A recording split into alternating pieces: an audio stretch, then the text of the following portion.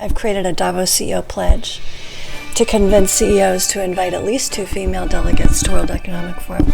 We now have yours in 168 countries and counting. I had to deal with Sir Martin Sorrell, who had all sons at the time. I had to deal with Paul Pullman, 3 sons. Convincing these men to understand women is not easy. As the winds blow cold in Davos. Make sure that you don't have Me Too moments. Make sure that you value women and you pay them for their time and their intellectual capital. And make sure that you do not discriminate against beautiful, intelligent women.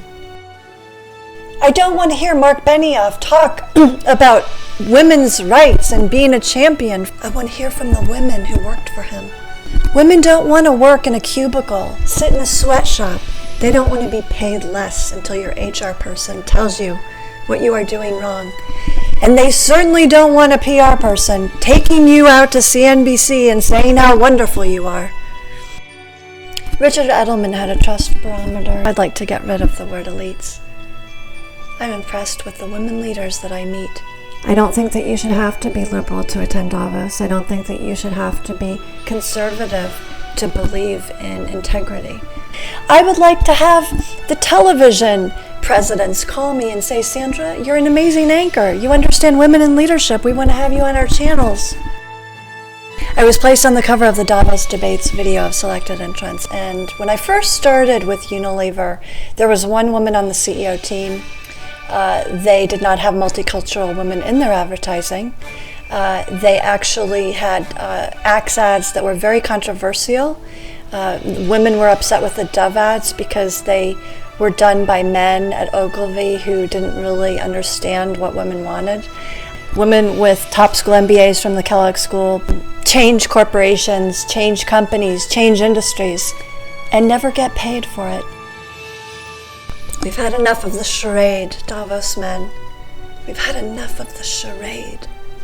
I would give a little advice to Carolyn Testad at Procter & Gamble. She has some great insights on women. It's not so much about equality, because I don't think women want to be like men. I think it's about gender parity, which I think is a better word.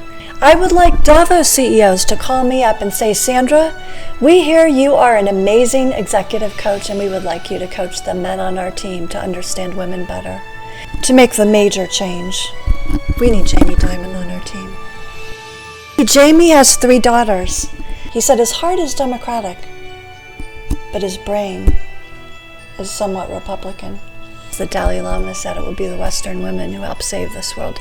And there has been not enough inclusive economic growth when it comes to women in the United States, in Europe, in many countries. Because 70% of companies in the UK are one-person companies. 90% of companies in the United States founded by women are one-person companies. We need to change this. We need to work with World Economic Forum to create massive change. Globalization has failed Western women. I learned that bigger is not better. No, I learned that the people are what matters. And when my ancestors came over here on the Mayflower, they came over here for free speech. So do the Silicon Valley CEOs. You cannot censor people. Usually when a CEO is getting accolades about women, he's just gotten into trouble. And then got their PR person to put an article in the New York Times about how wonderful they are in promoting women. Step on planes, travel around the globe, have 3 assistants. Please don't tell us to lean in. Don't tell us to negotiate harder for equal pay. You need to have more women in leadership there. I want to invest in them. Davos women. We want to have a summer Davos. We want to have a Davos in Florida. We want to do it all. And Borge, we need you on our team, especially those women who were at the top of their game as corporate leaders and have now moved into being one-person companies. There's so many amazing women out there. They're writing books, they're consulting, they're doing so many amazing things, but they don't have the funds to expand their business, and who are the most talented top school MBAs over age 40. Because the corporate world uses all of your talents, eats you up, spits you out. I lost the most important man in my life, my father. He was CEO ultimately of a company that Warren Buffett recommended he go to. I believe even chairman of the American Women in Radio and Television. I am actually launching a new interview show called CEOs and Leaders with a Heart. Go on to angel.co, go on to patreon.com, call me up, parthenonadvisors.com, email me, and let me know what you can do to help. I call it the yin and yang of leadership, of leaders, CEOs, chief marketing officers, McKinsey consultants.